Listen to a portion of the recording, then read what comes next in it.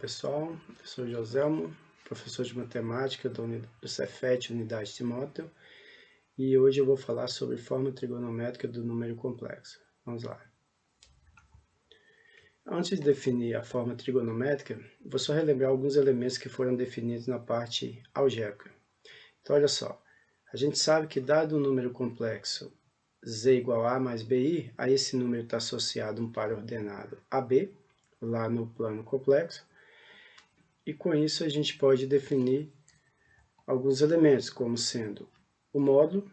O módulo nada mais é do que a distância entre a origem e o ponto P, definido pelo número complexo z. E também o argumento, que nesse caso é o ângulo θ, formado entre o eixo real e o segmento OP, novamente definido pelo número complexo z. O módulo de z ele é dado como a raiz quadrada da parte real ao quadrado, mais a parte imaginária ao quadrado, enquanto o argumento ele se relaciona com a parte real e a parte imaginária a partir dessas expressões. O cosseno do argumento é igual à parte real sobre o módulo, enquanto o seno do argumento é a parte imaginária dividido pelo módulo também. Veja que eu representei isso a partir desse desenho, considerando que o número complexo z está no primeiro quadrante, mas essas relações aqui elas são válidas independente do quadrante onde o número z se encontra. É claro que aqui fica mais fácil de visualizar. Veja que eu tenho um triângulo retângulo formado de vértices O, ponto definido por z e essa projeção. Esse triângulo é retângulo no ponto A. Ele tem um dos catetos medindo A e o outro cateto medindo B. E aí, com isso, as relações saem diretamente. Bom, veja que, a partir dessas relações, a gente consegue isolar a parte real aqui e a parte imaginária aqui nessa expressão, obtendo tanto a parte real quanto a parte imaginária em termos do módulo e do argumento do número complexo. Com isso, a gente pode pegar o número complexo e reescrevê-lo a partir do módulo e do argumento. Veja que eu posso substituir a parte real por isso, porque é a parte real como foi definido, e a parte imaginária eu posso substituir por isso aqui também. Então, veja que aparece módulo de z nas duas parcelas, então posso colocá-lo em evidência.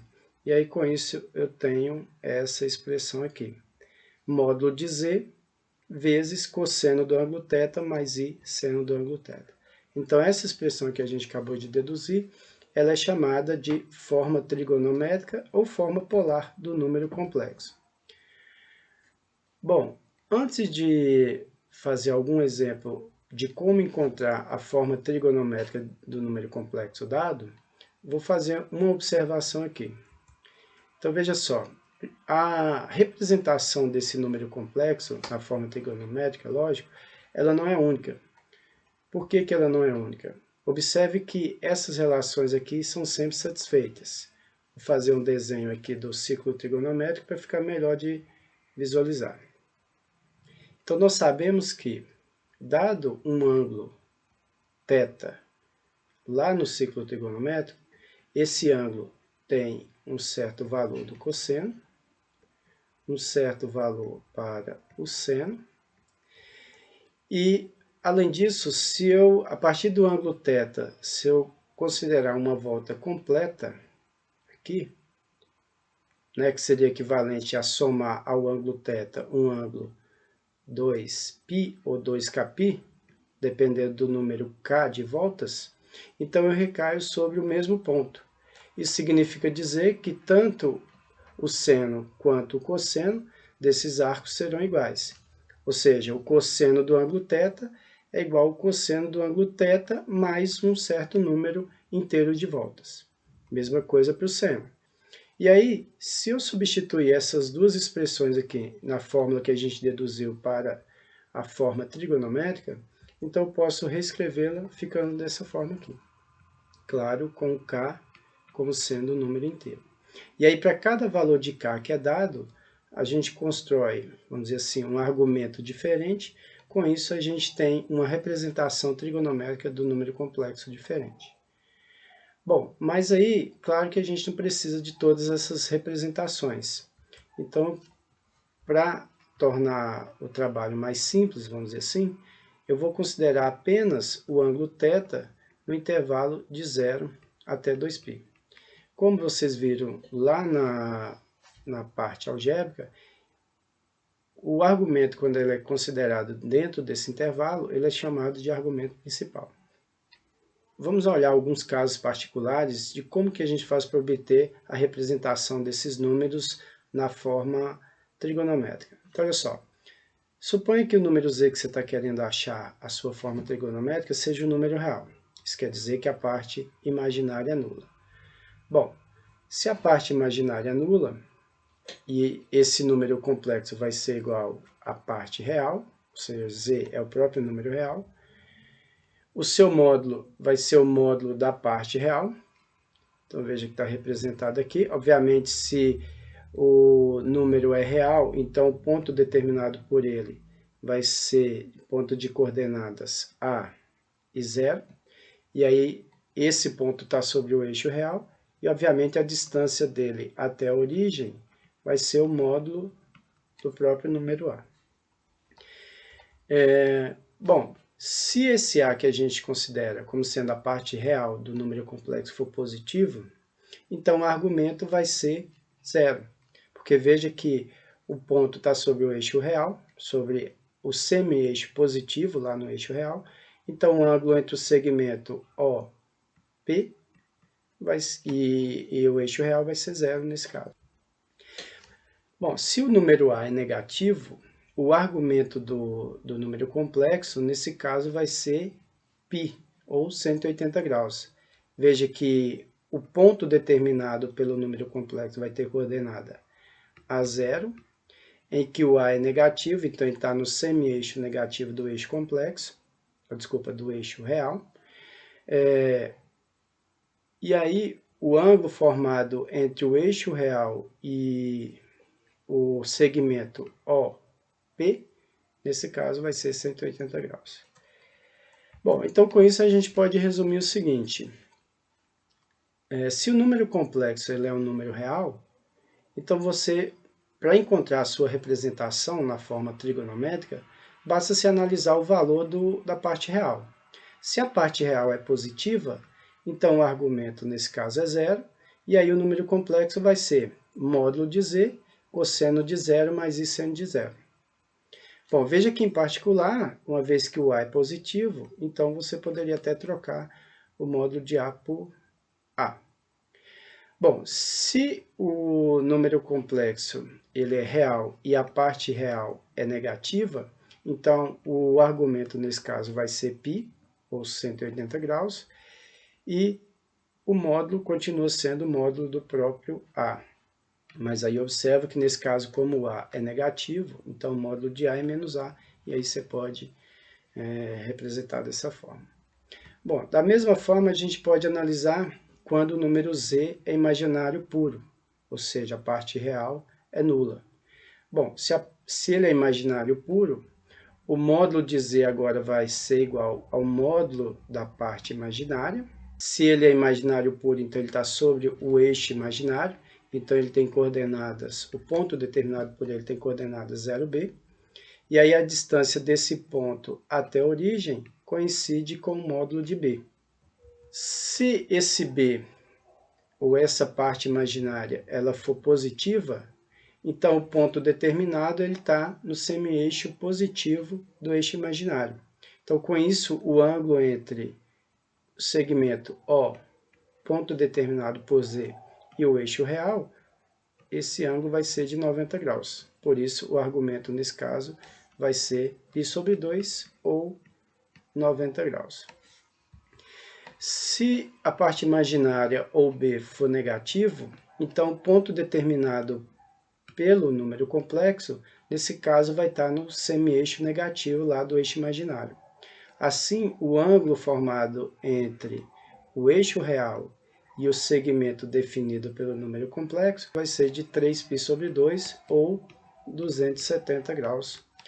Bom, se você quer encontrar a forma trigonométrica de um número complexo, e você sabe que esse número complexo ele é imaginário puro, então basta olhar o sinal da parte imaginária.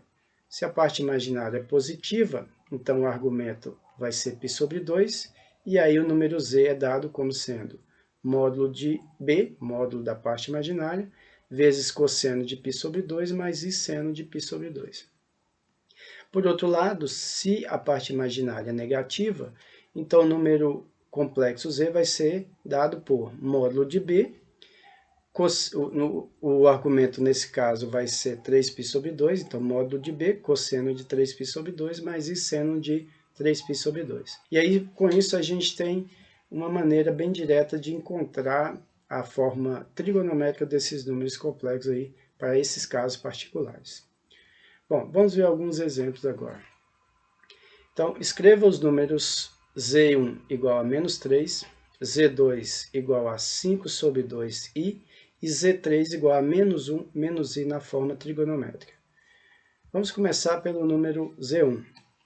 Veja que o número z1 ele é um número real, então o módulo de z1 vai ser o módulo de menos 3, que é 3, e além disso, como a parte real ela é negativa, então o argumento nesse caso vai ser π. E aí com isso a gente tem o número na forma trigonométrica. Módulo de z1 vezes cosseno do argumento, que é π, mais i seno do argumento, que também é π. Bom, para o número z2, observe agora que ele é um número imaginário puro. Módulo vai ser módulo da parte imaginária, né, que é 5 sobre 2, e o argumento, como eu falei, vai ser π sobre 2. Assim, o número complexo vai ser módulo 5 sobre 2 vezes cosseno do argumento, π sobre 2, mais i seno do argumento, que também é π sobre 2. Agora, para o número z3, o que a gente tem? Primeira coisa, o módulo. Então, vamos voltar lá naquelas formulinhas gerais que eu falei lá no início. Então, o módulo do número z3 vai ser a raiz quadrada da parte imaginária ao quadrado, mais, parte real ao quadrado, mais a parte imaginária ao quadrado. E isso vai nos dar parte real, lembrando que a parte real é a, e vale menos 1, e a parte imaginária, nesse caso, também vale menos 1, que é o b. E aí isso aqui vai nos dar a raiz de 2. Então, módulo de z3 é raiz de 2. Agora, para descobrir o argumento, novamente voltando àquelas formulinhas lá do início, a gente viu que o cosseno do argumento é igual a parte real dividido pelo módulo. E aí, se a gente substitui parte real, que é menos 1, módulo, que é raiz de 2, a gente tem isso, menos 1 sobre raiz de 2, que na verdade vai ser menos raiz de 2 sobre 2.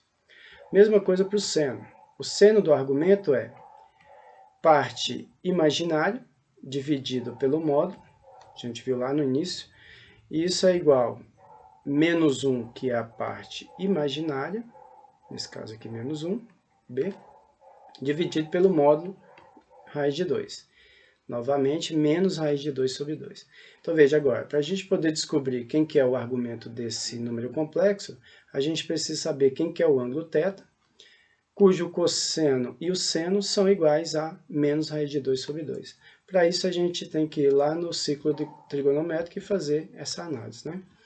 Então, representando o ponto de coordenadas menos raiz de 2 e menos raiz de 2 sobre 2 e menos raiz de 2 sobre 2 no ciclo trigonométrico, a gente tem esse ponto.